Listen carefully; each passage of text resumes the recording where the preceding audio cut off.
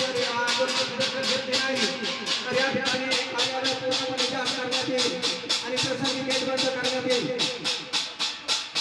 हे आपल्याला विनंती करण्यात येत आहे.